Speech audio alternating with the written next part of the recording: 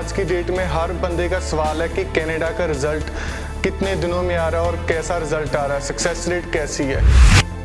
हमारे पास कुछ केस ऐसे हैं जिनका 15 दिनों में भी वीज़ा आया, कुछ केस ऐसे हैं जिनका महीना 2 महीना भी लग गए, 90 डेज तक भी उनका टाइम आ चुका है। कनाडा ने पोर्टल शुरू करा, किस पोर्टल में अपनी फाइल को लगाया जाए जिसमें रिजल्ट जल्दी आए और सक्सेस रेट अच्छा हो। अगर आपका जाना बहुत ज़रूरी है, प्रायोरिटी पे आपका जाना है, तो उस पोर्टल पे आप फाइल लगाइए, उस पे रिजल्ट जो है कनाडा जल्दी दे रहा है। डिपेंड करेगा आपकी प्रोफाइल क्या है, प्रोफाइल को मेंटेन करना बहुत ज़रूरी है, डॉक्यूमेंट्स अपने प्रोफाइल के अकॉर्डिंग होने चाहिए। उसके बाद एजेंट का काम आ जाता है, कंसल्टेंट का काम आता है वो प्रोफाइल को रिप्रेजेंट किस तरह करेगा। नमस्ते, सत श्री अकाल, मैं इशप्रीत सिंह। आज हम बात करेंगे कनाडा वीज़ा अपडेट्स को लेके। जैसे कि आज की डेट में हर बंदे का सवाल है कि कनाडा का रिज़ल्ट कितने दिनों में आ रहा है और कैसा रिज़ल्ट आ रहा है, सक्सेस रेट कैसी है।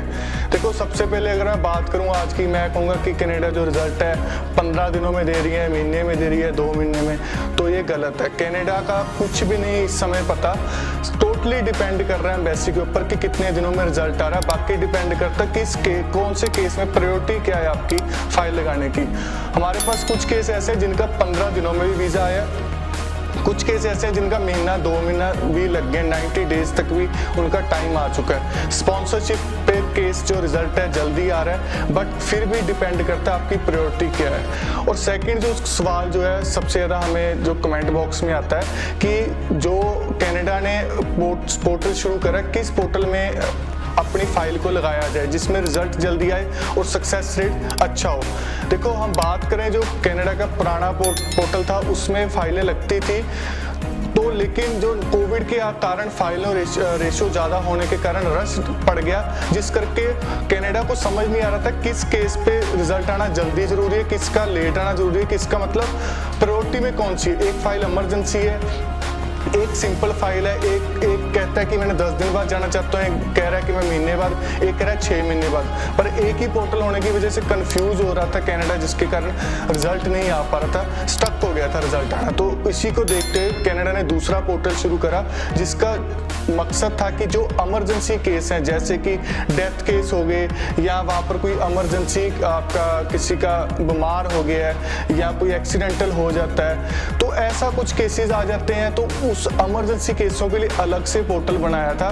तो उस पर अगर हम केस अप्लाई करते हैं, एक तो उसमें लेस इंफॉर्मेशन जाती है, लेस डॉक्यूमेंट्स लगते हैं, तो उसका मकसद सिर्फ यही है, अगर आपका जाना बहुत ज़रूरी है, प्रायोरिटी पे आपका जाना है, तो उस पोर्टल पे आप फाइल लगाइए, उस पर रिजल्ट जो है कनाडा जल्दी दे रहा है। बट क्या हो रहा है, लैक ऑफ नॉलेज की वजह से जो हमारे एजेंट्स हैं कहीं, जिनको प्रॉपर टूरिस्ट वीज़ा का नहीं नॉलेज, और जो देख रहे हैं आपको इन चीज़ों के बारे में नहीं पता, हिडन में क्या क्या हो रहा है, कनाडा में कितने अपडेट्स आए हैं, क्या क्या चेंजेस आए हैं। उन्होंने बस बिना सोचे समझे सभी फाइलें न्यू पोर्टल में लगा दी, जिसका क्या हुआ, रिजल्ट जो है ज़्यादातर रिफ्यूज़ल में तब्दील हो गया।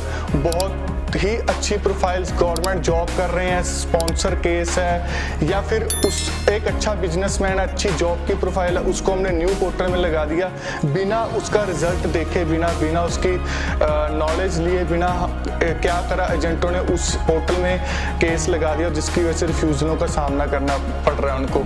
हमने हमेशा केस की गहराई को समझा कि केस की ज़रूरत क्या है, इसको कौन से पोर्टल में केस को लगाया जाए, किस तरह रिप्रेजेंट करा जाए, ताकि जो हमारे पास क्लाइंट है, जो हमारे पास विश्वास करके आया है, अपनी प्रोफाइल को हमारे हाथों में दी है, तो उसका हम सही तरीके से उसको अच्छा रिजल्ट दे सकें।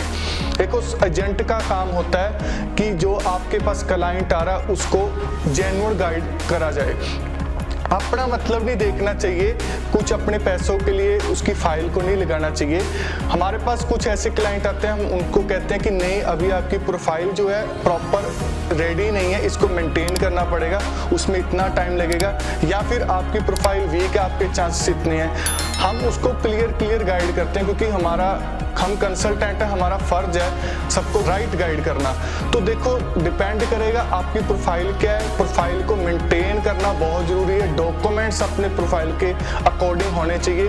उसके बाद एजेंट का काम आ जाता है, कंसल्टेंट का काम आता है वो प्रोफाइल को रिप्रेजेंट किस तरह करेगा। आपके इमोशंस को जब तक वीजा ऑफिसर को टच नहीं होंगे, एम्बेसी में प्रॉपर रिप्रेजेंट नहीं होंगे, वीजा आना मुश्किल हो जाएगा। चाहे आपकी प्रोफाइल गवर्नमेंट जॉब की हो, स्पॉन्सर हो, प्राइवेट जॉब हो, बिजनेस हो, वट एवर, किसी भी तरह की प्रोफाइल हो, आपकी फीलिंग्स और एक सही तरीके से रिप्रेजेंट करना बहुत जरूरी है। तो बात ये है, जिनके सवाल आ रहे थे बार बार कि कितने दिनों में रिजल्ट आ रहा है, मैं एग्जैक्ट डेट आपको नहीं बता सकता, डिपेंड करेगा आपकी प्रोफाइल और आपका रीजन क्या है बाहर जाने के लिए।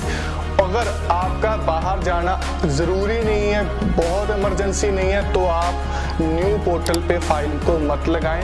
जो पहले से कनाडा का पुराना पोर्टल है उसी में ही फाइल को लगाएं। सक्सेस रेट अच्छा मिलेगा। हाँ, रिजल्ट जो है थोड़ा टाइम लग सकता है, बट फिर भी डिपेंड करेगा आपके केस के ऊपर, लेकिन पॉजिटिव रिजल्ट मिलेगा। इमरजेंसी केस में ही न्यू पोर्टल में फाइल लगाएं। और अगर आपको कोई कह रहा है 10 दिन में ऐसा हो जाएगा वैसा हो जाएगा, तो नहीं, डिपेंड करेगा एम्बेसी के ऊपर। पर अगर आप अच्छी तरह रिप्रेजेंट करते हैं तो कनाडा 15 दिनों में भी वीज़ा दे रहा है। अगर आपको मेरी गाइडेंस अच्छी लगी तो मेरे पेज को सब्सक्राइब और लाइक और शेयर ज़रूर करें। Thank you.